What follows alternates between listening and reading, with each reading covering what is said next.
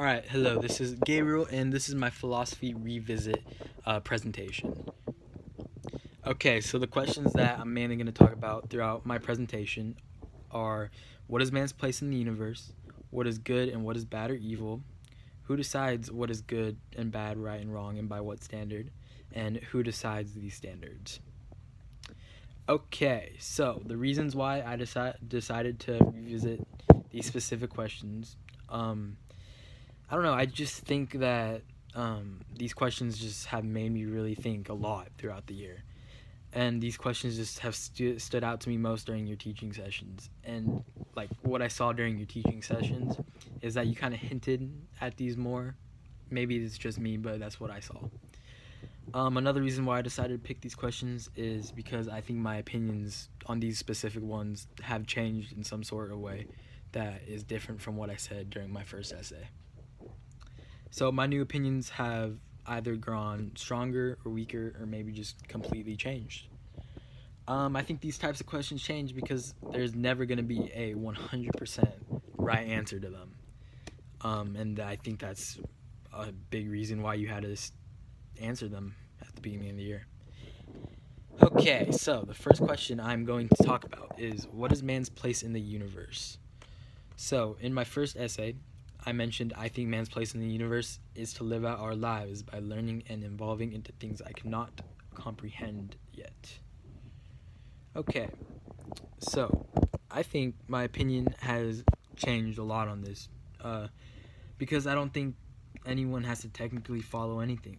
I think that men and women can just do as they please. There are technically no rules and no limits to what we can do. I think people just put up these rules and limits to try to benefit all the people around them and as many people as they can. But technically, I don't think anyone has to do anything, so that means I don't think that there's any set rule or place. And I think my opinion changed dramatically because of reading John Locke, because John Locke, in his book, discussed that we are initially born into a state of nature, but as like kind of time went on, people submit to join a community, and that community sets rules and such to try to benefit as many people as they can, so no one is affecting anyone else in a bad way. All right, so the next question I'm going to talk about is: what is good and what is bad or evil? So, for my first essay, I said I think good is a word we use to describe moral things or actions. I think bad is a word we use to describe immoral things or actions. So, I still think I mainly agree with parts of what I said. I'm gonna kind of like elaborate on it.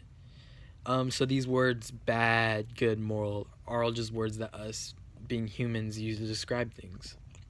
I don't think there are any set bad, moral, or good things. I just think it's all according to the beliefs we have.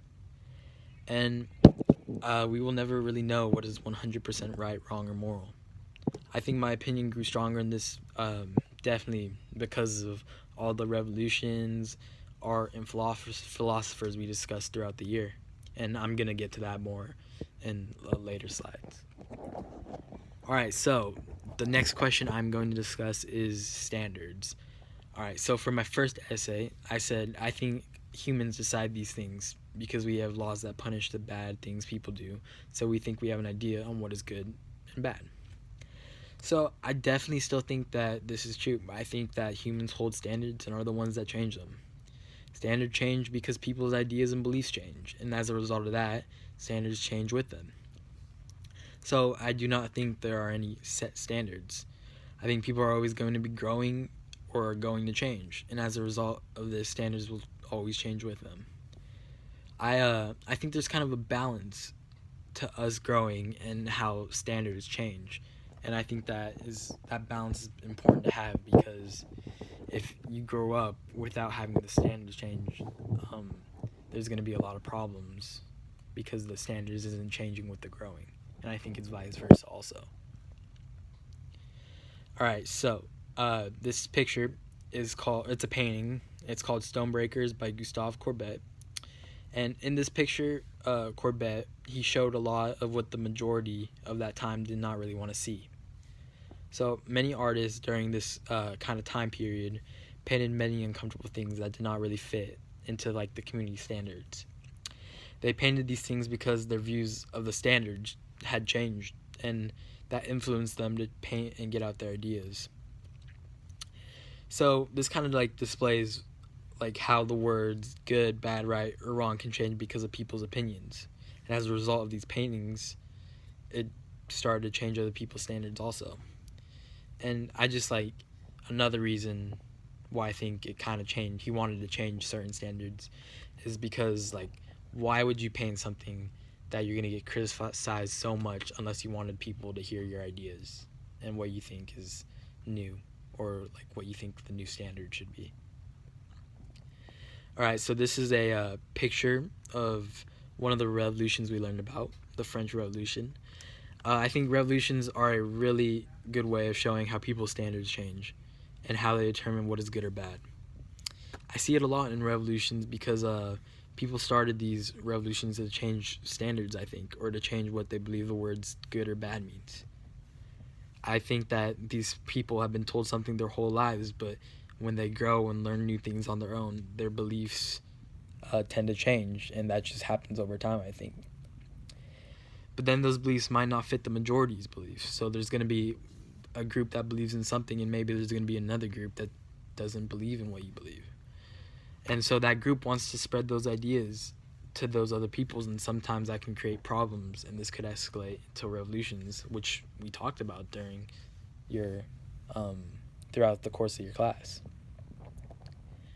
All right, art we learned about in general. So we learned about way more art than I expected we were gonna like talk about.